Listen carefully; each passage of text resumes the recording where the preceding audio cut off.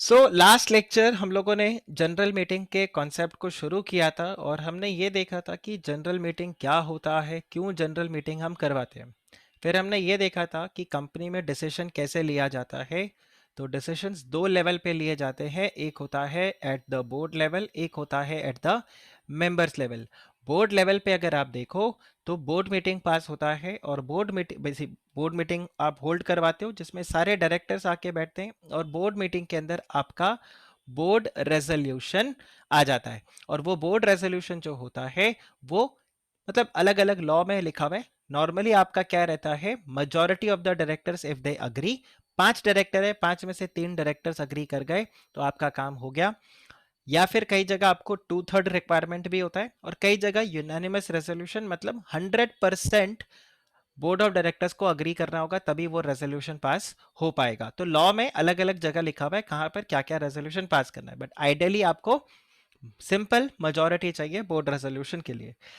ज्यादा डिटेल में आप बोर्ड मीटिंग और बोर्ड रेजोल्यूशंस के बारे में पढ़ोगे कभी अपने फाइनल के अंदर। लेकिन अभी जो हमारे मुद्दे का टॉपिक है वो है मेंबर्स लेवल। मेंबर्स लेवल पे जो होता है उसको हम बोलते हैं मेंबर्स मीटिंग। मेंबर्स मीटिंग जो डिसीजंस होता है मेंबर्स लेवल पे वो या तो होगा मेंबर्स मीटिंग पे या फिर कई बार पोस्टल बैलेट के थ्रू भी आप डिसीजन ले लेते हो, ई वोटिंग। ई वोटिंग के अंदर जब आप डिसीजन लेते हो चाहे मेंबर्स मीटिंग आप करवाते हो, इन दोनों ही केस में आपके दो ही तरह से रेजोल्यूशंस पास होते हैं। एक होता है ऑर्डिनरी रेजोल्यूशन और एक होता है स्पेशल रेजोल्यूशन। ऑर्डिनरी रेजोल्यूशन के अंदर you need more than 50%, that is the simple majority. 50.001% is also ordinary resolution. And for special resolution you need 3/4 of the approval so that that particular decision can be taken place. जब हम बात करते हैं members meeting के बारे में, ये जो जनरल मीटिंग होता है ये दो तरीके का होता है। एक होता है एजीएम और एक होता है ईजीएम, जिसमें एनुअल जनरल मीटिंग जिसको हम एजीएम बोलते हैं ये मैंडेटरी है। हर साल कंपनी को एनुअल जनरल मीटिंग करवाना होता है and this annual general meeting is for a financial year. तो आपका पूरा फाइनेंशियल ईयर कंप्लीट होगा, उसके बाद जो नेक्स्ट ईयर आपका रहेगा, नेक्स्ट फाइनेंशियल ईयर होगा, उसमें आप क्या करोगे, एजीएम करवाओगे। जैसे अभी फाइनेंशियल ईयर चल रहा है 2021 2022, करेक्ट, 21-22 अपना फाइनेंशियल ईयर है। तो इस साल जो भी कंपनीज के एनुअल जनरल मीटिंग होंगे वो सारे के सारे एजीएम किसके हैं, that is the AGM for your financial year 2020-2021। Similarly current year का, करंट फाइनेंशियल ईयर का एजीएम कब होगा, अगले साल। तो ये एजीएम हर साल कंपनी को करवाना होता है, ये है mandatory. As far as the extra ordinary general meeting is concern, it is basically दो एजीएम के बीच में जो जनरल मीटिंग होता है उसको हम बोलते हैं एक्स्ट्रा ऑर्डिनरी जनरल मीटिंग या फिर ईजीएम। तो आप ये देख लेना, दो एजीएम के बीच में जो भी जनरल मीटिंग होगा उसको हम बोलेंगे एक्स्ट्रा ऑर्डिनरी जनरल मीटिंग। फिर हमने देखा था कि जब आप बिजनेस ट्रांसैक्ट करते हो, ठीक है, बिजनेस ट्रांसैक्ट करना मतलब किस मुद्दे पे आप वोटिंग कराओगे, किस मुद्दे पे आप वहां पे मेंबर से रेजोल्यूशन पास कराओगे, उसको हम बोलते हैं that particular business that you need to transact. So agenda क्या होता है, मल्टीपल बिजनेसेस जिनके ऊपर आपको रेजोल्यूशन पास करवाना है वो आपका हो जाएगा एजेंडा ऑफ द मीटिंग। कि हमारे मीटिंग एजेंडा के अंदर 5 पॉइंट्स हैं, सो 5 पॉइंट्स के लिए हम एक मीटिंग यहाँ पे करवा रहे हैं, तो हमारा 5 बिजनेसेस हम यहाँ पे ट्रांजैक्ट करेंगे और यही बन गया एजेंडा ऑफ द मीटिंग कि ये मीटिंग हम क्यों होल्ड करवा रहे हैं। जब हम बात करते हैं types of business which needs to be transacted, तो एजीएम और ईजीएम के अंदर यहाँ पे डिफरेंस आ जाता है। एजीएम में 4 बिजनेसेस ऑर्डिनरी है, उसके अलावा सारे बिजनेसेस स्पेशल है। एक्स्ट्रा ऑर्डिनरी जनरल मीटिंग में जो भी बिजनेस आप ट्रांजैक्ट करोगे वो स्पेशल बिजनेस कहलाएगा, ठीक है। अब इसका क्या मतलब है sir, special business ordinary business? देखो, ऑर्डिनरी बिजनेस को आप इस तरह से समझो, और एजीएम आपको ये भी पता है हर साल होल्ड करवाना है, तो ये मीटिंग तो हर साल हो गई।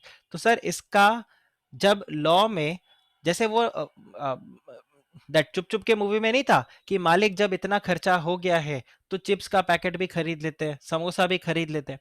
तो आप इसी तरह से देखो, लॉ मेकर्स ने जब बोला कि आपको हर साल एजीएम करवाना ही पड़ेगा, तो आप इस तरह से समझो जो कंपनीज थी उन्होंने ऐसा बोला कि यार एक काम करो, जब आपने एजीएम को मैंडेटरी कर भी दिया है तो एक काम करो ना, उसका एजेंडा भी आप फाइनल कर दो। तो लॉ मेकर्स ने बोला अच्छा हर साल ये जनरल मीटिंग में मिलके क्या करेंगे। बोला देखो हर साल जनरल मीटिंग में मिलके चार चीजें तो शायद ये श्योर शॉट होगा ही होगा, जिसमें से एक क्या है, फाइनेंशियल अकाउंट्स का अडॉप्शन, फिर होता है appointment, reappointment, retirement of the director, company को डिविडेंड डिक्लेयर करना होगा और ऑडिटर को अपॉइंट या रीअपॉइंट करना होगा। ये चार चीजें तो मेरे हिसाब से ये तो हर साल होता ही। देखो पब्लिक कंपनी में ये वाला चीज ज्यादा होता है, डायरेक्टर्स, प्राइवेट कंपनी में शायद इसका इतना सिग्निफिकेंस नहीं हो, बट प्राइवेट कंपनी में फाइनेंशियल स्टेटमेंट्स का adoption, declaration of dividend, appointment reappointment of the auditors, ये कॉमन है, ये होगा ही होगा। इसके अलावा अगर आप चेक करो कि एक पब्लिक लिमिटेड कंपनी है, वहां पर जब आप फाइनल में जाओगे तो आप प्रोविजंस पढ़ोगे कि डायरेक्टर्स को रिटायर होना होता है। मतलब अगर कंपनी के अंदर सपोज 10 डायरेक्टर्स हैं तो उन 10 डायरेक्टर्स में कुछ नंबर ऑफ डायरेक्टर्स जो होंगे they are liable to retire, उनको रिटायर होना चाहिए, और उनमें से कुछ डायरेक्टर्स को हम एक्चुअल में रिटायर करते हैं और फिर उसी मीटिंग में उनको रीअपॉइंट भी करते हैं। क्या लॉजिक है सर, ऐसा क्यों करते हैं? अगर दोबारा से अपॉइंट ही करना है तो उसको रिटायर ही क्यों करते हैं? We will study all that in CA final, but अभी के लिए अगर आप यहाँ पे देखो तो appointment and reappointment of the directors, तो जैसे पब्लिक कंपनी के लिए ये भी आम बात हो जाएगी, हर साल एजीएम में ये काम होगा। तो लॉ मेकर्स ने बोला कि देखो ये चार बिजनेस जो है ये तो होगा ही होगा, दिस इज ऑर्डिनरी बिजनेस। मतलब जैसे एजीएम को मैंडेट कर दिया वैसे ही एजीएम के ये चार एजेंडा को भी लॉ ने मैंडेट कर दिया। अब क्या सर ये करना जरूरी है, ये चारों करना जरूरी है? तो आंसर इज अगेन नो। पर अगर आप ये चार करते हो तो हम क्या मानेंगे, ऑर्डिनरी बिजनेस। देखो किसी कंपनी के अंदर फाइनेंशियल स्टेटमेंट अडॉप्शन ये तो 101% होगा ही होगा, ठीक है। अब जरूरी नहीं कि डायरेक्टर्स को रीअपॉइंट किया जाए, अच्छा ये भी मैंडेटरी नहीं कि डिविडेंड डिक्लेयर हो, ये भी जरूरी नहीं कि ऑडिटर्स को अपॉइंट करो, स्पेशली जब से आपने ये देखा है कि प्रोविजन कैसा आ गया है कि आप एक ऑडिटर को अपॉइंट करते हो for a one term of 5 year और बीच में कोई रेटिफिकेशन का कॉन्सेप्ट भी नहीं है। तो हो सकता है कि ये तीन चीजें उस जनरल मीटिंग में हो ही ना, सिर्फ यही चीज एक एजेंडा रहे। इट इज पॉसिबल, बट अगर ये चार बिजनेसेस को आप ट्रांजैक्ट करते हो तो लॉ मेकर्स ने फोरसी किया था कि ये चार बिजनेस तो यार नॉर्मली होगा ही होगा, इसीलिए इनको ऑर्डिनरी बिजनेस बोलते हैं। इनके अलावा आप कोई और बिजनेस ट्रांजैक्ट करते हो जनरल मीटिंग के अंदर तो उसको हम क्या बोलेंगे, स्पेशल बिजनेस। जैसे कंपनी को इतना अच्छा खासा प्रॉफिट हुआ है, रिजर्व्स बहुत ज्यादा हो गए, तो कंपनी ने बोला हम डिविडेंड तो डिक्लेयर करेंगे करेंगे, इस साल बोनस इशू भी देंगे, एजीएम के अंदर ही बोनस इशू भी देंगे। देखो मेंबर्स आ ही रहे हैं, इतना खर्चा हो ही गया है, तो ये चार क्यों, और 7-8 रेजोल्यूशंस भी हम पास करवा लेते हैं। तो वो 7-8 चीजों के ऊपर भी अगर वोटिंग होता है तो उन सबको हम क्या बोलेंगे, स्पेशल बिजनेस। तो बोनस इशू अगर होगा तो बोनस इशू भी क्या माना जाएगा, special business. Does this make sense to all of you? Does this make sense to all of you? Right. लेकिन अगर एक्स्ट्रा ऑर्डिनरी जनरल मीटिंग हो रहा है तो आप देखो इतना सबर नहीं था, एजीएम तक वेट कर लो, जी बिल्कुल नहीं था। अच्छा तो मतलब बात तो कुछ स्पेशल ही होगी तभी इतना सबर नहीं हुआ, तो ये हो गया स्पेशल बिजनेस। मतलब कल को आप डिविडेंड डिक्लेयर करने के लिए भी अगर बोर्ड मीटिंग करवाओ, ऑडिटर को अपॉइंट करने के लिए आप सपोज जनरल मीटिंग करवाओ, डायरेक्टर को अपॉइंट रीअपॉइंट करने के लिए आप जनरल मीटिंग करवाओ, तो भी वो क्या रहेगा, ईजीएम अगर होगा तो उसको हम क्या बोलेंगे, it is a special business. अब देखो होता क्या है, जब आप ऑर्डिनरी बिजनेस करते हो तो आपको एक्सप्लेनेटरी स्टेट, आज हम इन सब चीजों के बारे में भी पढ़ेंगे, आपको एक्सप्लेनेटरी स्टेटमेंट नहीं देना पड़ेगा। क्यों नहीं देना पड़ेगा, क्योंकि ये तो अंडरस्टूड है। लेकिन इसके अलावा जो भी बिजनेस आप ट्रांजैक्ट करोगे उसके लिए आपको एक्सप्लेनेटरी स्टेटमेंट देना पड़ेगा कि ऐसा क्यों, ये क्यों हो रहा है। तो we will discuss about that today. But अभी के लिए अगर आपको जो समझना है वो क्या था कि जनरल मीटिंग्स कितने तरह के होते हैं, दो तरह के होते हैं, एजीएम एंड ईजीएम। ये हमने अपने पिछले स्लाइड में देखा था। The type of business which is transacted in these AGMs is, in the AGM all businesses are special and in the AGM four businesses are ordinary, rest all are special। फिर हमने एक myth भी देखा था कि लोगों के दिमाग में एक ऐसा परसेप्शन हो जाता है कि सर दो तरह से मेंबर्स का अप्रूवल लिया जाता है, एक बाय ऑर्डिनरी रेजोल्यूशन और एक बाय स्पेशल रेजोल्यूशन। तो गंवार जो कैटेगरी का इंसान वो ऐसा बोलेगा अच्छा अच्छा, ordinary business ordinary resolution, special business special resolution. ठीक है, ये वही लोग हैं जो बोलते हैं शिल्पा शेट्टी सुनील शेट्टी भाई बहन है। ठीक है, वो आपको यहाँ पे ध्यान रखना है कि ऑर्डिनरी रेजोल्यूशन और special resolution has got no connection with ordinary business और special business. The businesses other than these four in the AGM are special business. These four including others in the AGM will become special business. अब उसके approval के लिए जो resolution pass करना है, ठीक है, वो कहां पर लिखा होगा? वो उस पर्टिकुलर लॉ में लिखा होगा, उस पर्टिकुलर सेक्शन में लिखा होगा। जैसे आपको बाईबैक करना है, अगर आप एजीएम में बाईबैक का रेजोल्यूशन पास करते हो तो बाईबैक का जो डिसीजन होगा वो क्या होगा? It is a special business. लेकिन बाईबैक के लिए आपको क्या रेजोल्यूशन पास करना है? Special resolution. हावेवर अगर आप बोनस इशू करना चाहते हो तो एजीएम में बोनस इशू अगर करोगे तो bonus issue is also what? It is also special business, और उसके लिए आपको क्या पास करना होगा? Ordinary resolution. तो हमें एसआर पास करना है या ओआर पास करना है, ये तो जिस बिजनेस को हम ट्रांजैक्ट कर रहे हैं उसके ऊपर डिपेंड करता है। उसके रेलेवेंट करस्पॉन्डिंग सेक्शन को जाकर हम देखेंगे और वहां पर हम देखेंगे कि क्या रेजोल्यूशन हमें पास करना है। बट अदर देन दैट आपको ये ध्यान रखना है कि ordinary business ordinary resolution, special business special resolution, ये कॉन्सेप्ट नहीं है। Guys, is this clear? Is this clear? Right? आगे देखिए, यहां पर हमने फिर कवर किया था सेक्शन नंबर 96, और इसमें क्या बताया गया था?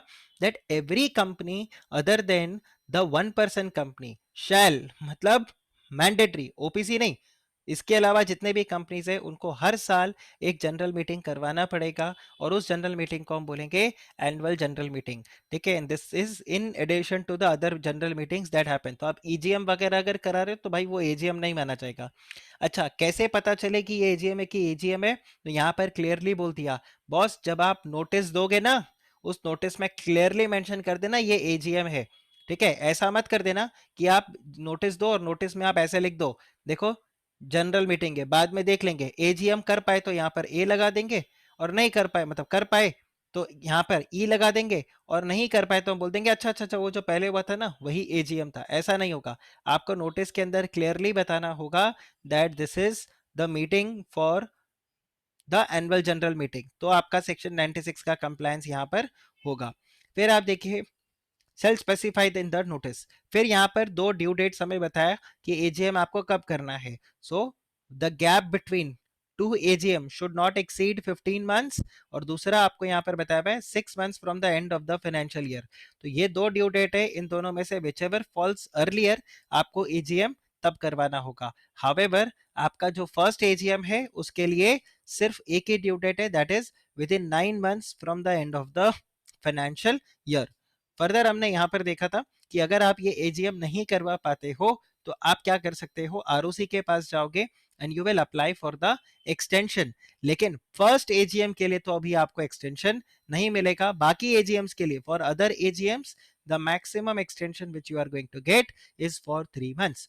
फिर हमने यहाँ पर ये ड्यू डेट्स और के एग्जाम्पल्स को कवर किया था कि नेक्स्ट एजीएम कब होगा, कैसे होगा, ये वाला चीज हमने ड्यू डेट्स को देखा था, और सारे पॉइंट्स को हमने यहाँ पे कवर किया था। न्यूली इनकॉर्पोरेटेड कंपनी का भी हमने एग्जांपल्स देखा, और इससे हमने एजीएम का डेट क्या होना चाहिए वो कैलकुलेशन हमने काफी डिटेल में इसको समझा था। फिर 96 सबसेक्शन 2 आपको क्या बताता है? दैट एजीएम जो भी होगा वो कहां पर होगा? During the business hour. 3 points बताया था कि AGM should happen during the business hours, और बिजनेस आवर्स को डिफाइन किया गया था 9 बजे सुबह से लेके शाम को 6 बजे तक। किसी भी दिन हो सकता है, बट वो दिन नेशनल हॉलिडे नहीं होना चाहिए, so it should not be a national holiday.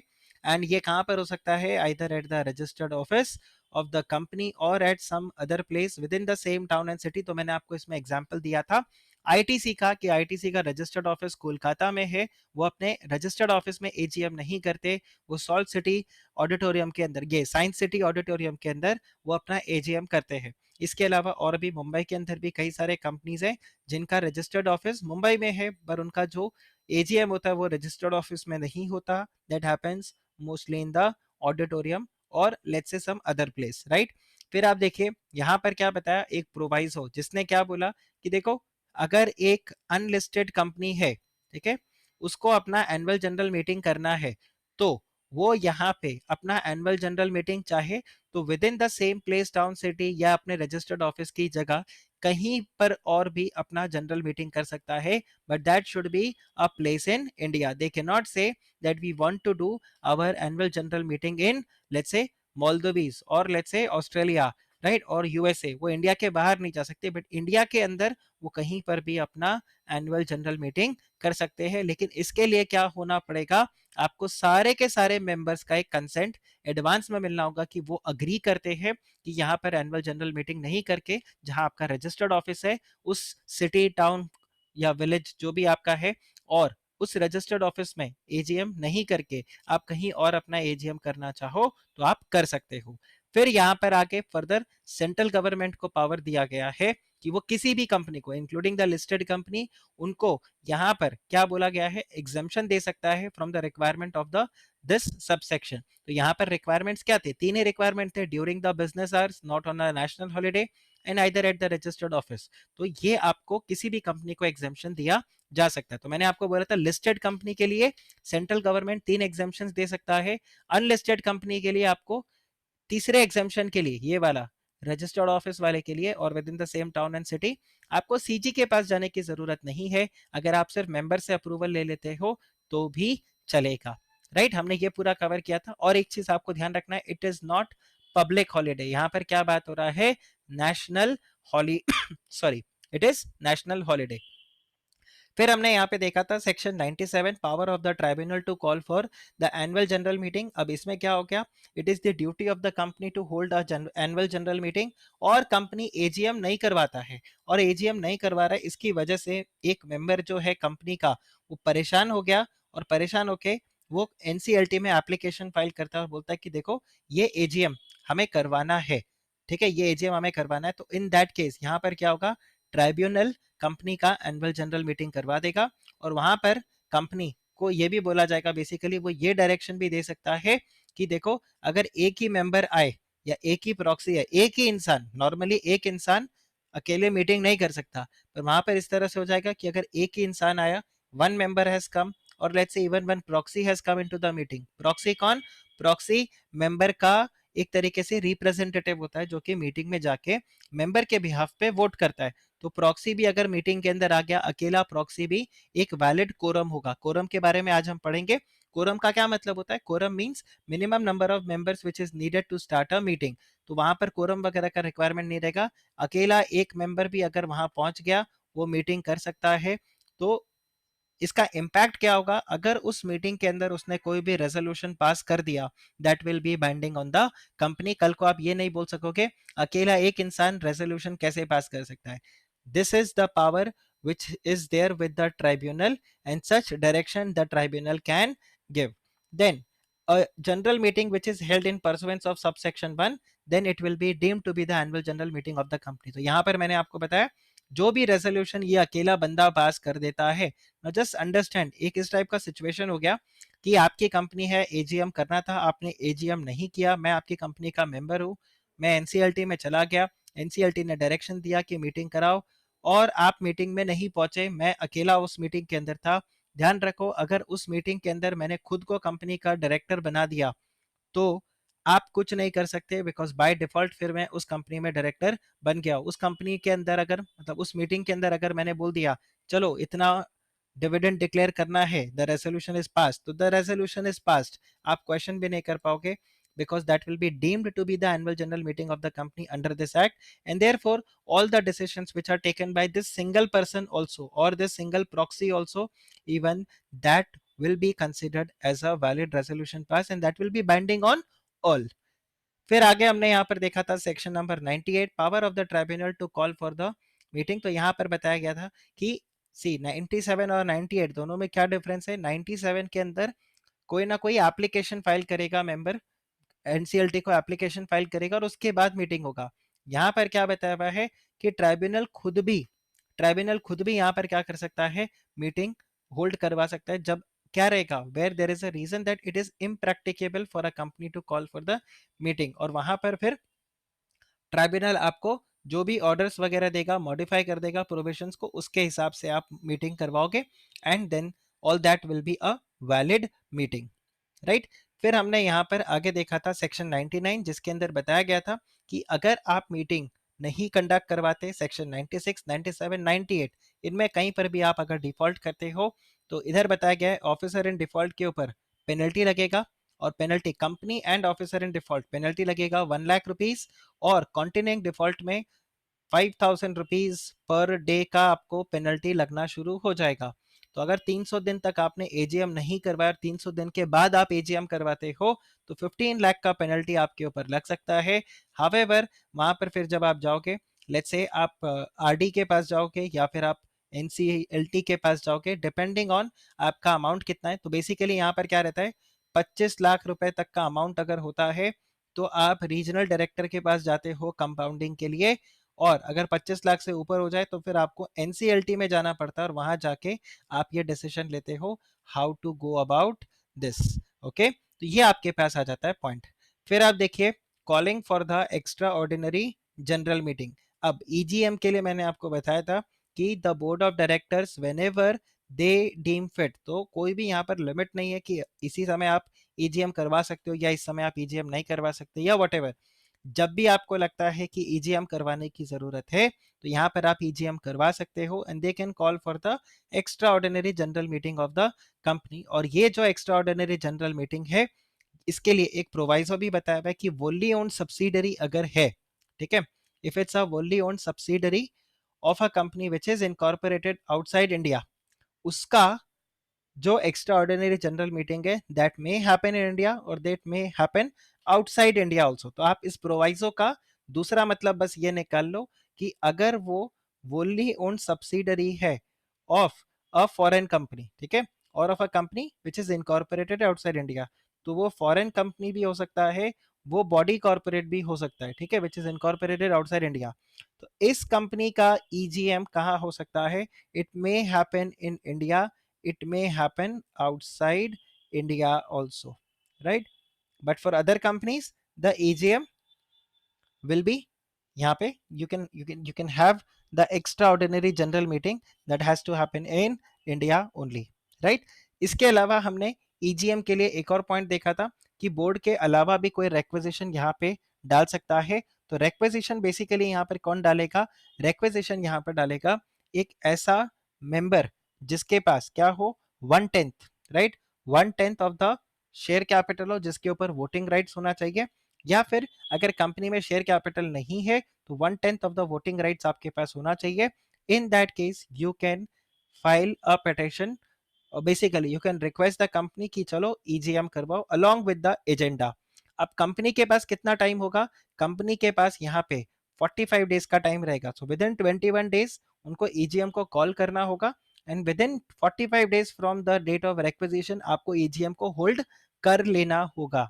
अगर ईजीएम होल्ड हो गया तो कोई प्रॉब्लम नहीं, बट अगर ईजीएम नहीं हुआ then these requisitionists can hold the annual general meeting within 3 months from the date of requisition. वो 3 महीने के अंदर अंदर फिर अपना क्या कर लेंगे, यहाँ पे ईजीएम को कॉल करेंगे, और फिर इस ईजीएम के अंदर जो भी वो डिसीजन पास करेंगे that is going to be binding on the company. एक तो ये पॉइंट आपको ध्यान रखना है, और दूसरा आपको ये ध्यान रखना होगा that whatever expenses will be incurred by the requisitionist, ये जो इंसान है 1/10 वाला, इसको फिर क्या हो जाएगा, जो भी एक्सपेंसेस ये इनकर करेगा मीटिंग को कंडक्ट करने के लिए, रीजनेबल अमाउंट जो भी रहेगा वो इसको रीपे कर दिया जाएगा। तो ये हमने एजीएम और ईजीएम के बारे में लास्ट लेक्चर के अंदर कवर किया था, करेक्ट।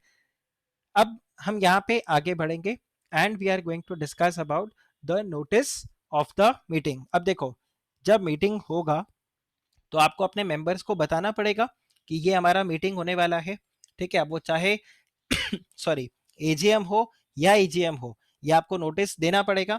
और नोटिस के लिए लॉ यहाँ पर क्या बोलता है, अ जनरल मीटिंग। अब ध्यान रखना आपको हर जगह वर्ड मिलेगा general meeting, so just understand this general meeting includes AGM as well as EGM, ठीक है। तो a general meeting of a company may be called by giving not less than, अभी ये वर्ड देखो, clear, 21 days notice either in writing or through electronic mode on in such manner as may be prescribe. तो आप अगर ध्यान दो, मेरे को आईटीसी का मेल आया था, तो आईटीसी का फिजिकल नोटिस नहीं आया था, मुझे आईटीसी का क्या आया था, ईमेल आया था, नोटिस फॉर द मीटिंग, तो वो इलेक्ट्रॉनिक मोड में आ गया। आज से 10 साल पहले यही राइटिंग में फिजिकल मोड पे आता था, तब बाय पोस्ट मेरे को वहां पर मिलता था।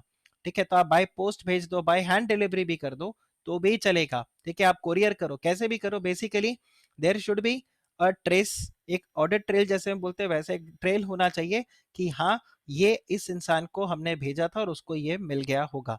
तो इस ये चीज आप एस्टैब्लिश कर सकते हो। तो पोस्ट के ऊपर इसीलिए भरोसा कर सकते हैं क्योंकि पोस्ट में भी वो होता है acknowledgement due, registered post acknowledgement due, तो उसमें ट्रैक हो सकता है कि देखो वो वहां पर मिल गया था। तो यहाँ पर आपको ध्यान रखना है क्लियर 21 डेज। अब देखो जब हम बात करते हैं क्लियर 21 डेज, तो इसमें आपको ध्यान रखना है जिस दिन आप नोटिस को डिस्पैच कर रहे हो, ठीक है, the day you are dispatching the notice and the date of the meeting, जो आपका एजीएम या ईजीएम का जो डेट है, right, the date of EGM AGM और the date of dispatch of notice, इन दोनों के बीच में 21 डेज का गैप होना चाहिए, मतलब एक्सक्लूडिंग दीज 2 डेज। इन दोनों डेट्स को आप क्या करोगे, एक्सक्लूड करोगे, you will exclude these 2 dates. और इसके अलावा बीच में आपका कितना गैप होना चाहिए, आपका 21 डेज का गैप यहां पर रहना चाहिए। आप बताइए क्या ये क्लियर हुआ आपको गाइस, इज दिस क्लियर? सबसे पहले तो इसके अंदर यहां पर क्या आता है, टाइमिंग आता है 21 क्लियर डेज। तो 21 clear days is exclusive of the date of service of the notice and also the date of the general meeting, जिस दिन आप इसको होल्ड कर रहे हो वो भी आपको यहां पर सेट आउट करके रखना पड़ेगा, ठीक है। तो ये एक आप ध्यान रख लेना that the date of the general meeting should exclude these 2 days. अब देखो यहां पर आगे क्या बताया हुआ है, ये रूल 18 है बाय द वे, ठीक है, दिस इज रूल 18। रूल 18 बोलता है दैट अ कंपनी में give the notice through electronic mode, और इलेक्ट्रॉनिक मोड को फिर यहां पर डिफाइन कर दिया। आप मुझे बताओ क्या व्हाट्सएप पे अगर मुझे नोटिस मिले तो क्या वो इलेक्ट्रॉनिक मोड है? टेक्निकली देखा जाए तो हाँ यार वो इलेक्ट्रॉनिक मोड है, बट यहां पर एक्सप्लेनेशन के अंदर इलेक्ट्रॉनिक मोड को डिफाइन किया गया और क्या बताया, shall mean any communication sent by the company through its authorized and secured computer program, which is capable of producing confirmation and keeping a record of such communication addressed to the person entitled to receive such communication at the last electronic mail address, that is your email id provided by the member। तो अब यहां पर अगर आप check करो तो बात किस चीज के ऊपर आ गया है, ईमेल। फिर आगे क्या बताया हुआ है, a notice may be sent through email as a text और as a attachment to email और as a notification providing electronic link और the URL for accessing the notice. तो आप मुझे ये रूल 18 पढ़ के बताओ, क्या मैं व्हाट्सएप पे एजीएम का नोटिस भेज सकता हूं, हाँ या ना? Can I send the notice through, can I send the notice through WhatsApp? Can I create a Telegram group for my members and put the notice there? Answer is no. यहां पर clearly law क्या बोलता है that email, बात अगर आप देखो हर जगह किस चीज का आ रहा है, ईमेल का आ रहा है। तो जब आप इलेक्ट्रॉनिक मेल भेज रहे हो उस इलेक्ट्रॉनिक मेल के अंदर आप क्या कर सकते हो, जैसे आप एक प्रॉपर टेक्स्ट लिखते हो वैसे आप उस मेल के अंदर पूरा टाइप कर दो, या फिर आप एक पीडीएफ बना दो और उस पीडीएफ को अटैच कर दो, ठीक है, आप उस पीडीएफ को वहां पे अटैच कर दो। अब वो पीडीएफ करो या आप वर्ड फाइल में करो, आपके ऊपर है, किसी भी तरीके से आप उसको अटैच कर दो। या फिर आप क्या करो, आप यहाँ पे बेसिकली एक लिंक प्रोवाइड कर दो कि देखो ये ईमेल आपको जो मिला है ये किसके लिए मिला है, for the notice of the annual general meeting of the company or the extraordinary general meeting of the company, please find the attached link and when you click on this link आपको एक website open होगा और उस website के अंदर सब कुछ clearly given हो जाएगा। तो आप इस तरीके से भी ईमेल भेज सकते हो। तो ये तो आपको बता दिया क्या तरीका है, मतलब कंटेंट, ठीक है, इलेक्ट्रॉनिकली अगर नोटिस भेजना है तो। और ये आपको बताया है कि कैसे भेजोगे आप। तो आप कैसे भेजोगे, सबसे पहले तो किस पे भेजोगे, जो लास्ट ईमेल एड्रेस मेंबर ने अपडेट कराया था उस ईमेल आईडी पे आप उसको सेंड करोगे, पहला पॉइंट तो ये। दूसरा, आप कंपनी के एक authorised and secured computer program के थ्रू भेजोगे। देखो, जब बहुत सारे मेंबर्स को मेल भेजना होता है ना, तो आप एक एक करके सबको मेल नहीं भेजते, क्योंकि आप देखो रिलायंस के अंदर कितने लाखों शेयर होल्डर्स हैं। अब एक एक शेयर होल्डर को अगर एक एक करके मेल भेजेंगे तो यार टाइम तो पूरा वैसे ही निकल जाएगा। इसलिए आपका एक इसमें सिक्योर प्रोग्राम होता है, जिसमें आप जैसे वो बल्क मैसेज भेजते हो वैसे ही आप बल्क ईमेल शूट करते हो। अब ये कैसे शूट किया जाएगा? This will be sent through a computer program of the company. ठीक है।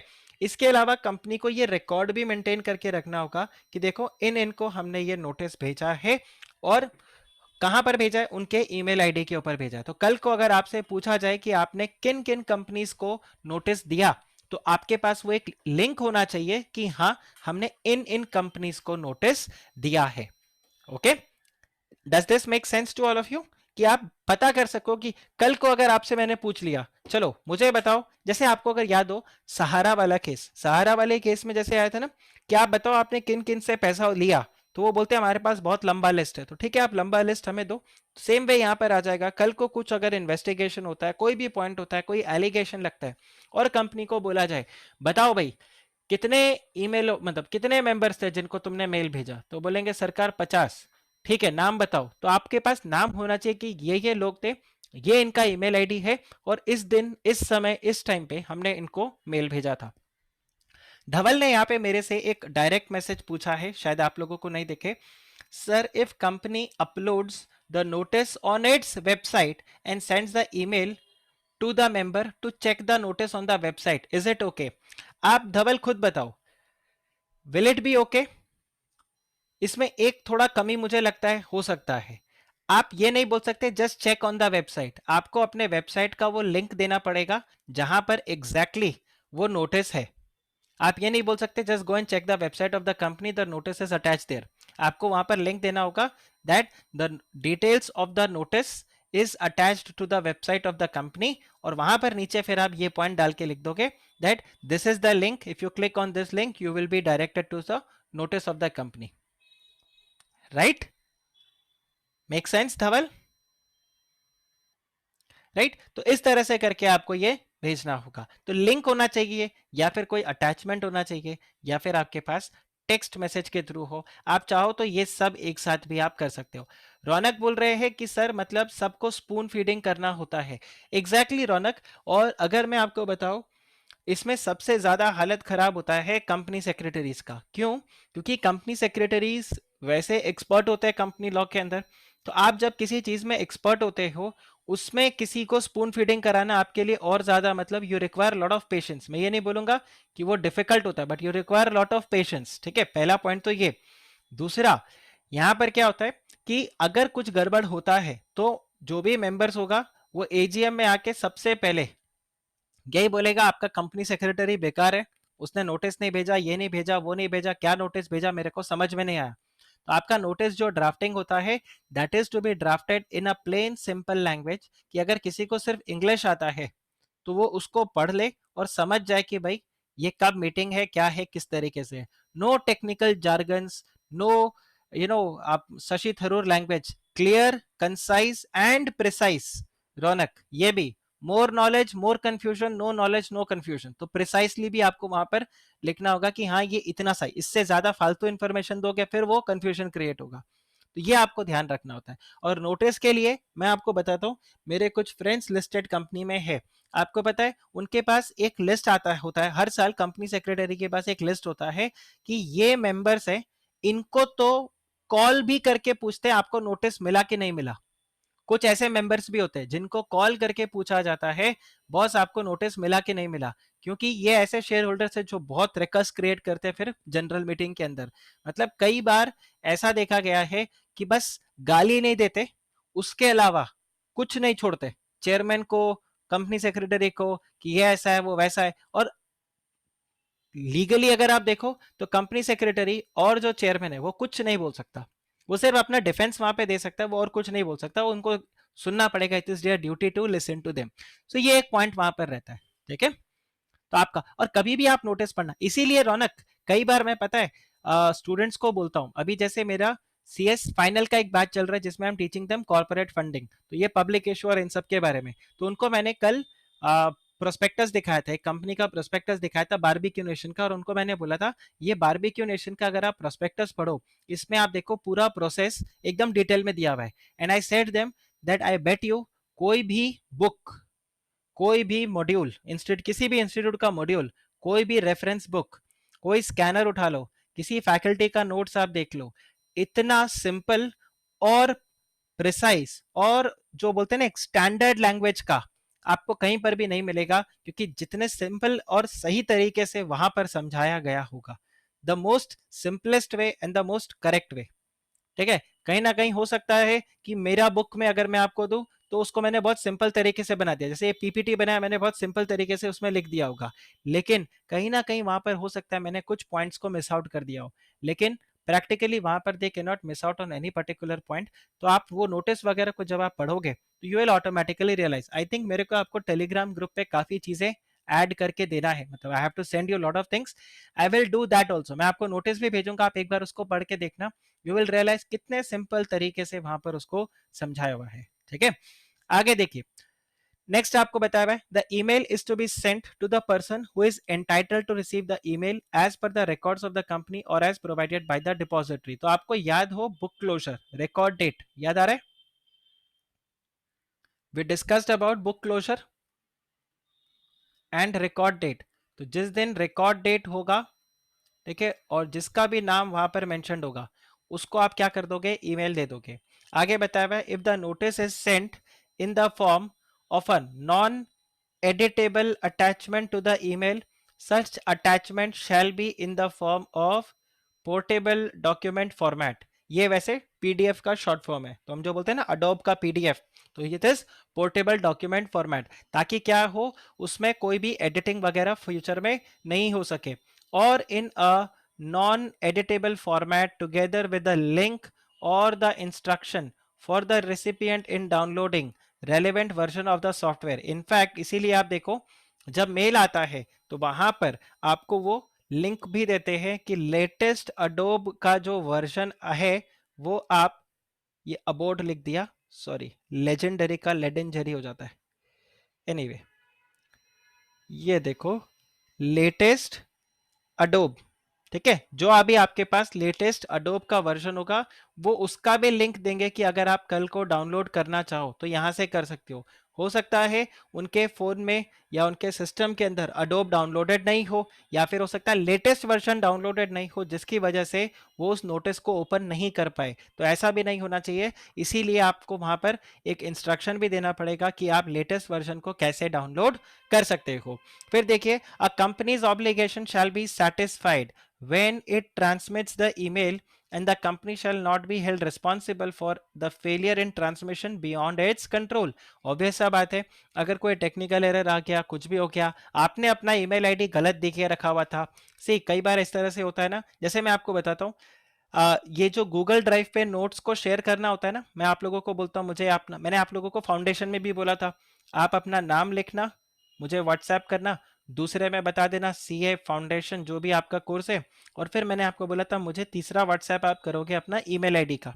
तो अब उस स्टूडेंट ने मेरे को ईमेल आईडी ऐसे किया जैसे abc@, अब यहाँ पर स्पेस आ गया और यहाँ पे दिया उन्होंने gmail.com।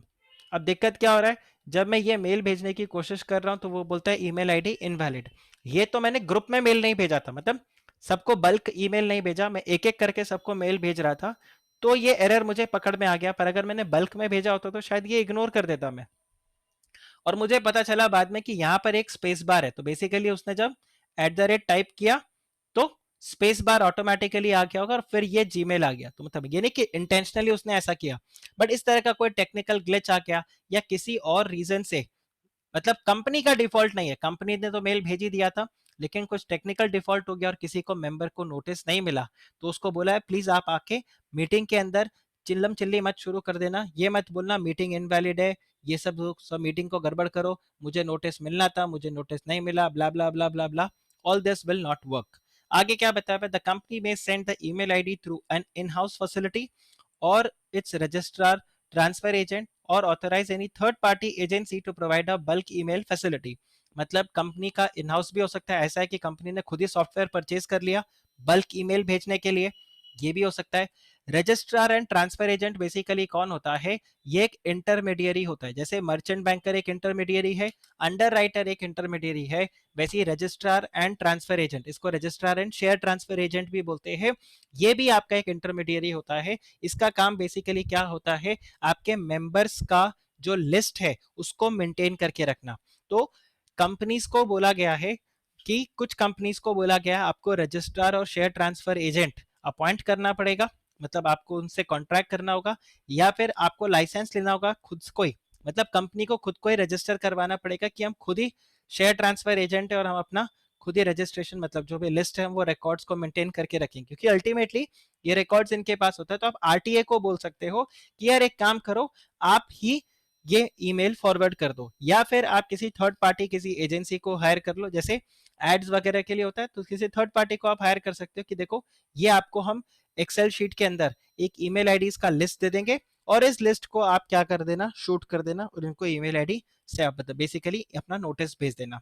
इसके अलावा the notice made available on the electronic link और the URL has to be readable, and the recipient should be able to obtain and retain the copies, and the company shall give the complete URL or the address of the website and full disclosure of how to access the document or information। तो धवल आपका जो doubt था कि email पे अगर हम भेज दें कि कंपनी कि वेबसाइट के ऊपर नोटिस गिवन है, आप एक काम करो वो वेबसाइट को देख लो, काम खत्म, तो क्या वो चलेगा? Answer is no. आपको उनका लिंक भी देना होगा, और आपको लिंक में बताना पड़ेगा कि इस वेबसाइट के अंदर इस सेक्शन के अंदर, या फिर आप स्ट्रेट अवे उसी सेक्शन का लिंक शेयर करोगे कि क्लिक करते ही आप स्ट्रेट अवे वहां पर पहुंच जाओ, और वहां पर ऑप्शन भी होगा कि आप उसको डाउनलोड कर सकते हो and you can keep a copy of that. आगे क्या बताया है, the notice of the meeting, general meeting of a company shall be simultaneously also placed on the website of the company, if any on the website of notified by the central government। तो basically website of the stock exchanges, listed company होते हैं उनके stock exchanges के ऊपर भी चला जाता है नोटिस, और कंपनी का वेबसाइट अगर है तो उसके ऊपर भी ये वेबसाइट अब पे आपको नोटिस मिल जाएगा। आप बताइए क्या ये यहां तक क्लियर हुआ आपको? क्या ये यहां तक आपको क्लियर हुआ how the notice is to be sent, right? अब आगे जो हम यहां पर पढ़ेंगे वो हमारा प्रोविजन हो जाएगा कि अब बात आता है शॉर्टर नोटिस का। बाय द वे ध्यान रखना ये अलग से कलर में क्यों लिखा है, बिकॉज ये अमेंडमेंट है। मैंने आपको पहले बताया था मैं एमसीए के वेबसाइट से लेटेस्ट जो अपडेटेड मटेरियल है उसको डाउनलोड करके आपको दे रहा हूं। तो आप यहां पे देखो, provided that a general meeting may be called for a shorter notice. ध्यान रखना एग्जाम में ये एक इंडिपेंडेंट क्वेश्चन बन के आ सकता है कि आप शॉर्टर नोटिस कैसे दोते हो, या how can you give the shorter notice, और the notice should be of clear 21 days। Are there any exception? Sir ये टॉपिक पे क्वेश्चन आते हैं एग्जाम में, यस यस यस, एग्जाम के अंदर मिलेगा आपको। नोटिस के ऊपर सबसे ज्यादा क्वेश्चन आपको मिलता है। कई बार ये नोटिस का डेट, मतलब आपको ऐसा देगा कि कंपनी ने नोटिस इस दिन भेजा था और कंपनी का एजीएम इस दिन था, तो क्या ये वैलिड है या नहीं। हम जब पीवाईक्यू सेशन करेंगे उस समय में मैं आपको थोड़े से एक्स्ट्रा क्वेश्चंस का प्रैक्टिस अलग से भी करवाऊंगा। Okay, so you will definitely get this question.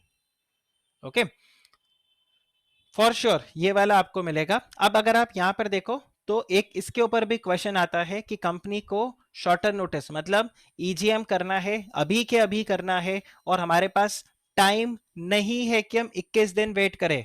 मुझे एक चीज है, लेट्स से वो 10 दिन के अंदर अंदर खत्म करना है, मुझे एक रेजोल्यूशन है वो 10 दिन के अंदर अंदर पास करना है और सारा काम कंप्लीट करना है, बिकॉज जब तक वो रेजोल्यूशन पास नहीं होगा कंपनी वो काम नहीं कर सकता। मुझे अभी के अभी वो काम करना है, तो कैसे किया जाए? तो यहाँ पर लॉ में एक प्रावधान दिया गया है, एक प्रोविजन दिया गया है, जिसमें क्या बोला है दैट अगर कंपनी चाहे तो वो क्या कर सकता है, शॉर्टर नोटिस दे सकता है। अब शॉर्टर नोटिस का क्या मतलब होता है, 21 दिन से कम टाइम का नोटिस। आया आपको समझ में? 21 दिन से कम टाइम का नोटिस, आपको 21 दिन का नोटिस देने का जरूरत नहीं है। The gap can be less than 21 days also. और आगे क्या बताया हुआ है, provided that a general meeting may be called after giving shorter notice than that specified in the subsection, that is 21 days।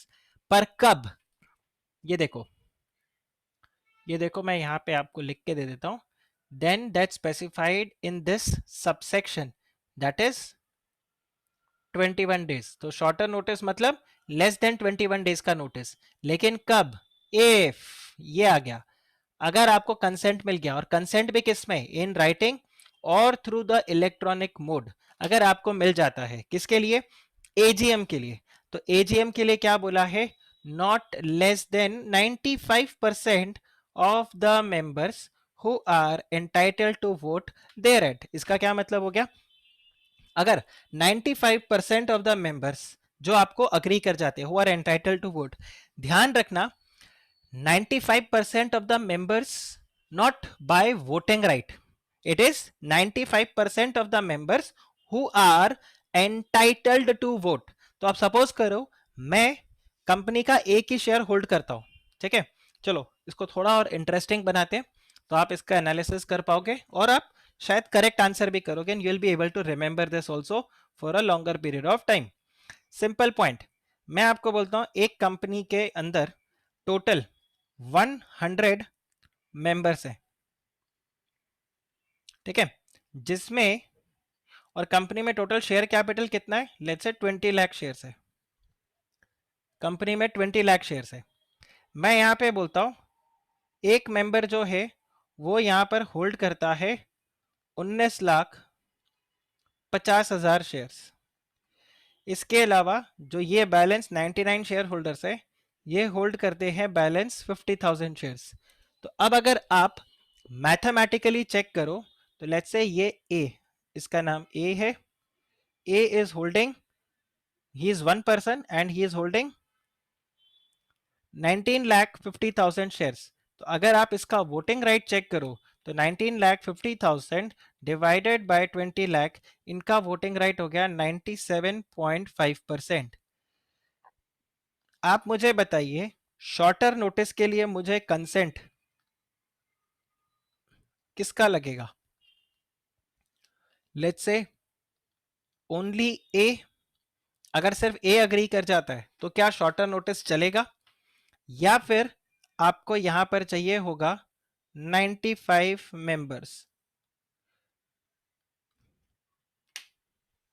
बोलिए।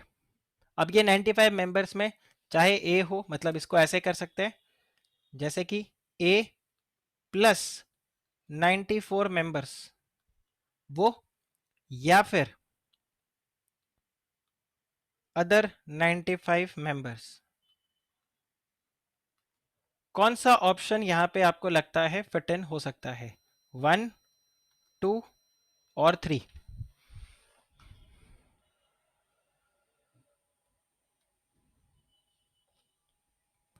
विच one. Dhawal is saying 2। Okay Dhawal, आप 2 क्यों बोल रहे हो, why are you saying 2? Raunak is saying 2 और 3, Saloni is saying 3। Okay Saloni, आप 3 क्यों बोल रहे हो, why not 2? And Dhawal, why not 3? Prathamesh is saying 2 और 3। तो यहां पर ध्यान रखना, ये ऑप्शन है तो भी चलेगा, ये ऑप्शन है तो भी चलेगा। आया समझ में? बिकॉज आप इसका वैसे स्क्रीनशॉट ले लो तो आपको ध्यान रहेगा। अगर आप देखो तो यहां पे क्लियरली लॉ क्या बोलता है, जस्ट अ मिनट, यस, ये कर्सर एक्चुअली व्हाइट कलर का हो गया तो दिख नहीं रहा। ओके, यहां पर क्या बोला हुआ है, in case of the annual general meeting by not less than 95% of the members who are entitled to vote there at. तो इस कंपनी में टोटल लोग कितने एंटाइटल थे, 100 लोग एंटाइटल थे। इन 100 में से 95 ने अग्री कर दिया, राइट, कंसेंट अगर दे दिया, तो शॉर्टर नोटिस पे भी मीटिंग चलेगा। ओके, और अगर एजीएम के अलावा कोई और मीटिंग है तो आप ये देखो, अब यहां पर बात आता है किसका, होल्डिंग का। Now holding, if the person is holding, so basically in case of any other general meeting by a member, so यहां पर एक मेंबर जो कि होल्ड कर रहा है कितना, majority in the number of members entitled to vote who represent not less than 95% of such part of the paid up share capital as gives right to the members of the company. तो basically यहां पे हम किसकी बात कर रहे हैं? majority in number and 95% in the voting. और अगर कंपनी में शेयर कैपिटल नहीं है तो 95% of the total voting power. आप देखो इसको ध्यान से, अगर आप यहाँ पे कवर करोगे तो आप देखो how does this work. This goes something like this. I think यहाँ पे हाँ. सबसे पहले आपका पॉइंट आ जाएगा दैट नोटिस ऑफ एजीएम कितना टाइम पीरियड होना चाहिए? नोटिस ऑफ एजीएम कितना टाइम पीरियड होना चाहिए? 21 क्लियर डेज. Right sir. फिर कंपनीज एक्ट के अंदर एक ऐसा प्रोविजन भी है कि शॉर्टर नोटिस दिया जा सकता है. शॉर्टर नोटिस मतलब less than 21 days. This is also permitted provided that, मतलब ये आपके लिए क्या कर दिया? कंडीशन डाल दिया. ठीक है. अब प्रोवाइडेड दैट तो आपको यहां पे चेक करना है कौन सा मीटिंग है. अगर ये है एजीएम तो यहां पर क्या बोला हुआ है? 95% of the members who are entitled to vote. Okay. And if this is other, मतलब basically if this is EGM तो यहां पर आपको यह देखना है कि कंपनी कैसा है. क्या कंपनी में शेयर कैपिटल है या कंपनी में शेयर कैपिटल नहीं है. So the company without share capital, यहां पर क्या बोला है? By members. ठीक है. यहां पर आपको कंसेंट चाहिए of the members holding 90% of the voting rights. तो यहां पर मैं ऐसे लिख देता हूं consent of the members having 95% of the voting rights. ठीक है. आप ये देखो ये यहां पे है not less than 95% of the voting rights exercisable. आप इसको कैसे रीड करोगे? इन case of any other general meeting by the members of a company having, if the company is not having share capital not less than 95% of the voting rights. लेकिन suppose करो अगर यहां पे है विद शेयर कैपिटल, अगर है with share capital तो यहां पर दो कंडीशंस दिया है. क्या है दो condition? Members who are majority in number who are entitled to vote, और उन majority के पास 95% शेयर कैपिटल भी होना चाहिए. तो basically here you need majority of members and in majority of members के पास कितना होना चाहिए? 95% वोटिंग राइट्स हो जाना चाहिए. Does this make sense? एक बार आप इसको ध्यान से रीड करो. Does this make sense to all of you? फिर मैं आपको एक क्वेश्चन पूछता हूं.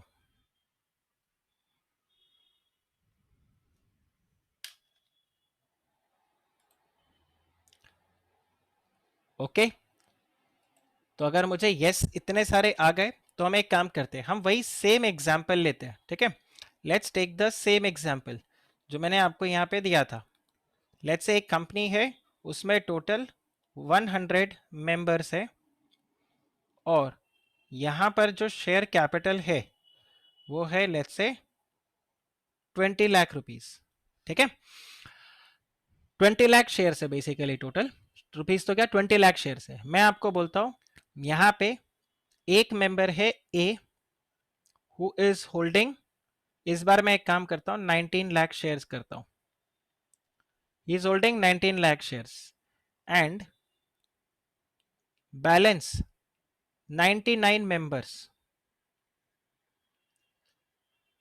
they collectively hold 1 lakh shares. ठीक है. अब आपको मुझे बताना है कि अगर एजीएम हो तो हमें कितना रिक्वायरमेंट होगा. तो एजीएम में तो सिंपल सा पॉइंट आ जाएगा 95 members if they agree. और ये 95 कौन हो सकता है? ए को मिला के भी 95 हो सकता है, ए को एक्सक्लूड करके भी 95 हो सकता है, करेक्ट। लेकिन अगर हम यहां पे बात करते हैं with respect to the extra ordinary general meeting, तो ईजीएम के बारे में अगर हम बात करेंगे, क्योंकि देखो इस कंपनी में शेयर कैपिटल है, करेक्ट। ईजीएम का बात होगा तो हम सबसे पहले क्या बोलेंगे? The company has share capital. If the company has share capital, तो यहां पर दो रिक्वायरमेंट हो जाएगा, the majority of members should agree and this majority should have 95% of the voting rights, correct. अब मेरा आपसे क्वेश्चन ये है कि मैं अलग अलग सिचुएशंस बना के आपको देता हूं। लेट्स से मैं बोलता हूं 95 members they agreed, okay, but A did not agree। क्या शॉर्टर नोटिस जा सकता है या नहीं? क्या शॉर्टर नोटिस जा सकता है या नहीं? Answer is no. Why? Because आप देखो, ए के अकेले के पास कितना वोटिंग राइट है? 95%। बैलेंस इनके पास कितना है? कलेक्टिवली 5% है। तो आप देखो यहां पर प्रॉब्लम क्या होगा? What is the problem here? Here the problem is that majority तो मिल गया, इस वाले केस में majority तो मिल गया, लेकिन 95% वोटिंग राइट आपको नहीं मिला, correct. Since A has not agree, तो what is missing? What is missing in this? 95% voting right। 95% voting right is missing. अब ऐसा ही मैं आपको एक और सिचुएशन देता हूं। मैं आपको यहां पे बोलता हूं, let's say A agreed and others did not. अब क्या अब चलेगा? सॉरी, क्या अब चलेगा? यहां पर भी सिनेरियो नहीं होगा। इधर क्या प्रॉब्लम है? What is the issue here? Here what is missing? Here majority is missing. यहां पे majority नहीं है, correct. So in these cases, not, this will not be a valid shorter notice।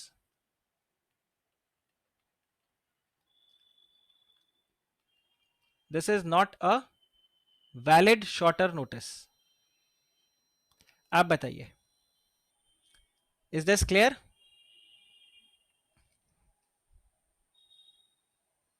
Right. तो यहां पर ऐसे सिचुएशन में अग्री करना है, अगर मुझे करवाना है, तो मुझे क्या चाहिए होगा? मुझे ए चाहिए और ए के साथ कुछ 50 मेंबर्स चाहिए आउट ऑफ 99, करेक्ट।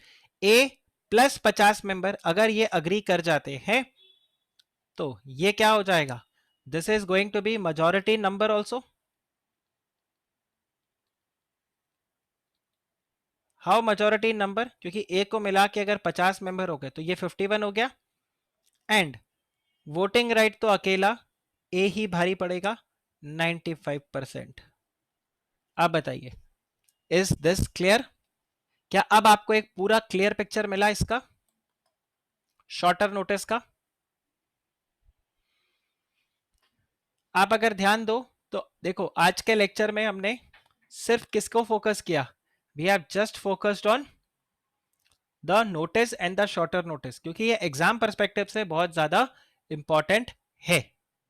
और आगे एक और प्रोवाइजो आपको दिया, और वो प्रोवाइजो में आपको बता रहा है कि जो जिस रेजोल्यूशन में वोट कर सकता है वहीं पर उसी को ही काउंट करोगे। तो सपोज करो ए अगर कुछ रेजोल्यूशंस पे वोट नहीं कर सकता, तो वहां पर उसको आप काउंट नहीं करोगे to find out the shorter notice और नॉट। तो ऑब्वियस सा बात है, अगर I don't have a say in a particular resolution, so why will you count me, और why my consent will be important, whether agree और not agree, whether I agree और not, correct. तो ये आपका पूरा पोर्शन है। क्या ये आपको बिल्कुल ये दो अगले दो स्लाइड से क्लियर हो जाता है?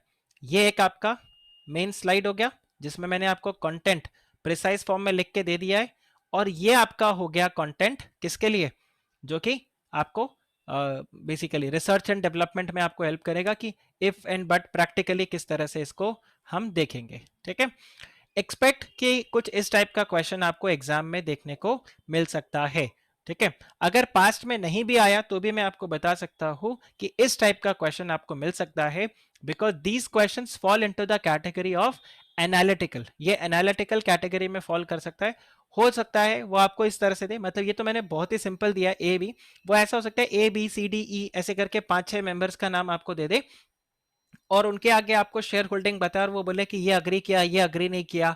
आप बताओ कौन से सिचुएशन के अंदर शॉर्टर नोटिस जो है वो वैलिड होगा और कौन से में वैलिड नहीं होगा। एंड 1-1 मार्क का आपको इस तरह से करके 4 पॉइंट्स दे सकते हैं, 6 पॉइंट्स दे सकता है। और आपने देखा है ऑडिटर के केस के अंदर ऐसे क्वेश्चंस आपको मिले हैं, in this situation valid, invalid. तो 4 पॉइंट्स, 4 ऐसे सिचुएशंस। अब शॉर्टर नोटिस अगर कोई पढ़ के गया तो आपके लिए बिल्कुल ईजी होगा, और अगर कोई ऊपर ऊपर से ऐसे ही पढ़ के गया तो यहाँ पे दिक्कत आ जाएगा, क्योंकि ये दिमाग लगाने के लिए आपको इसका बिल्कुल क्रिस्टल क्लियर आइडिया होना चाहिए। तो ये notice of the AGM, shorter notice, और ये सारा पॉइंट्स आपके पास आ गया।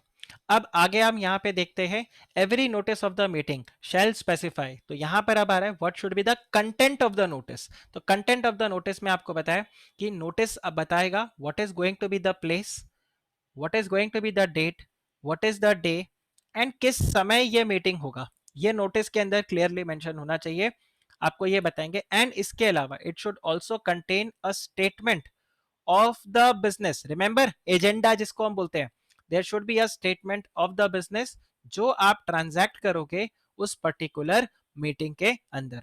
अब देखो every notice of the meeting, the notice of every meeting of a company shall be given to, किसको किसको जाएगा, ये नोटिस जाएगा to the member of the company. और अगर उसका कोई लीगल रिप्रेजेंटेटिव है तो आप उसको भी दे सकते हो, in case the member has died. अगर कोई मेंबर इंसॉल्वेंट हो गया तो उसके असाइनी को चला जाएगा। अब इंसॉल्वेंट और असाइनी का क्या मतलब है, सपोज करो मेरा दिवालिया निकल गया और मेरे को आपको कुछ रुपए देने थे, तो जो लिक्विडेटर है, मेरे केस में तो लिक्विडेटर ने को मतलब जो भी इंसॉल्वेंसी प्रोफेशनल होगा, कोर्ट क्या बोलेगा, देखो आपको आनंद के से पैसे तो नहीं मिलेंगे, लेकिन आनंद के पास इस कंपनी के शेयर्स है और ये शेयर्स आपको असाइन किए जाते हैं, तो आज से इस शेयर के मालिक आप हो, तो यू आर द असाइनी, तो आपको नोटिस जाएगा। इसके अलावा हमने ऑडिटर वाला चैप्टर पढ़ा था, तो the notice would also go to the auditors of the company and this notice would also go to the directors of the company. ध्यान रखना ऑडिटर्स तो मेंबर हो ही नहीं सकता।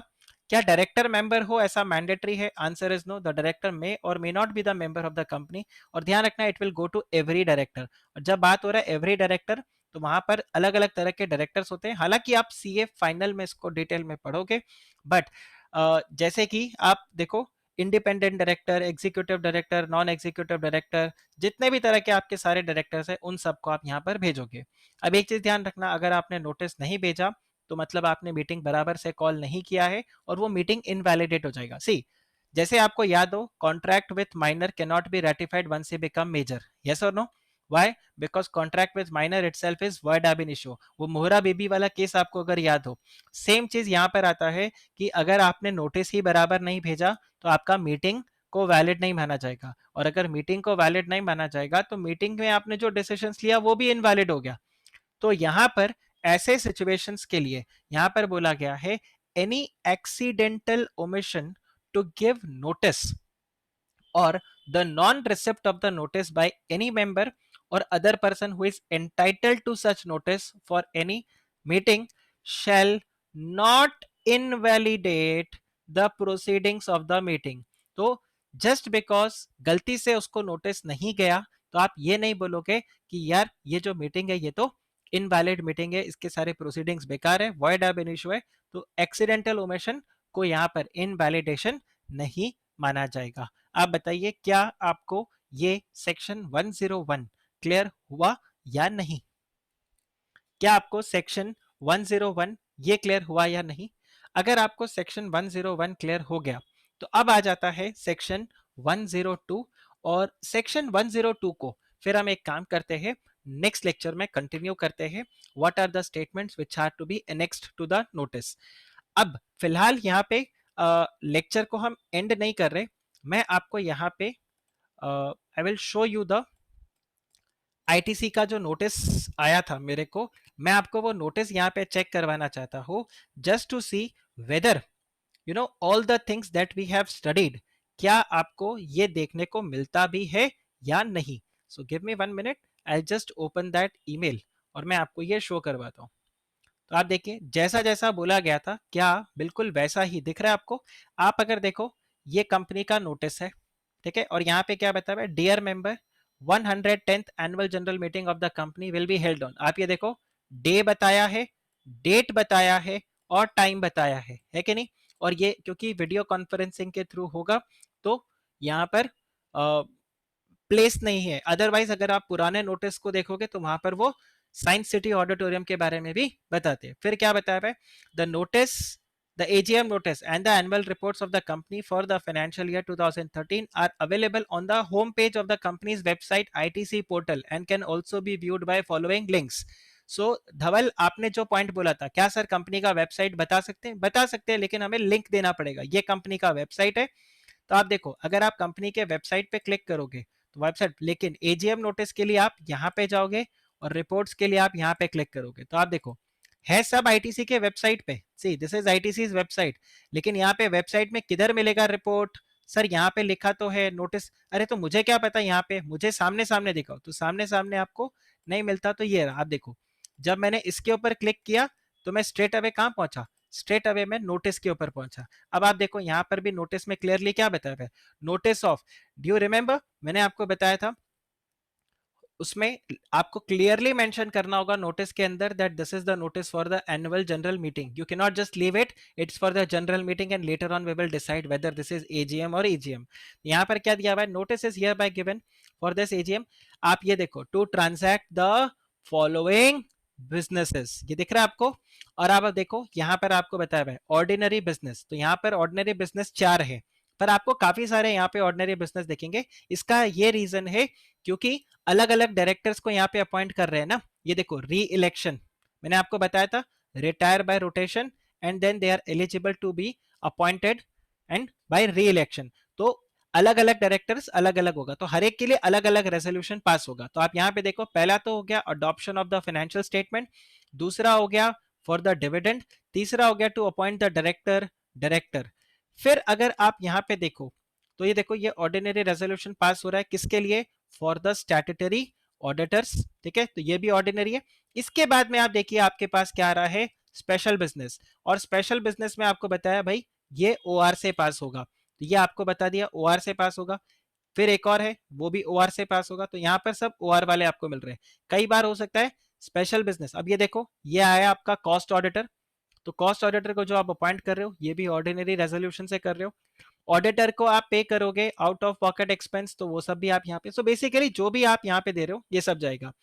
फिर अगर आप यहाँ पर देखो तो इनके लिए आपको आगे एक्सप्लेनेटरी स्टेटमेंट भी मिलेगा। देखो, एक्सप्लेनेटरी स्टेटमेंट जो सेक्शन 102 हम नेक्स्ट क्लास में कवर करने वाले हैं, ठीक है, statement which is to be annex to the notice, तो ये आएगा अपना एक्सप्लेनेटरी स्टेटमेंट। तो आप ये देखो, दिस इज ऑल्सो गिवन, तो एक्सप्लेनेटरी स्टेटमेंट आपको नीचे मिलेगा। प्लस अगर आप यहाँ पे देखो, मेंबर्स को यहाँ पर बताया हुआ है, इसमें देखो प्रॉक्सी का कोई पॉइंट नहीं होगा क्योंकि क्योंकि ऑनलाइन ये अपना हो रहा है। लेकिन अगर आप ये देखो, ये आया ई वोटिंग के लिए, हालांकि सेक्शन 108 जब हम पढ़ेंगे तब ये ई वोटिंग वाला भी आएगा। और हमने ये भी डिसाइड किया है कि हम ई वोटिंग करेंगे, यस और नो। 7 अगस्त को ऑनलाइन हम ई वोटिंग करना शुरू भी करेंगे, तो we will do it together just to see ये कैसे होता है हमारा।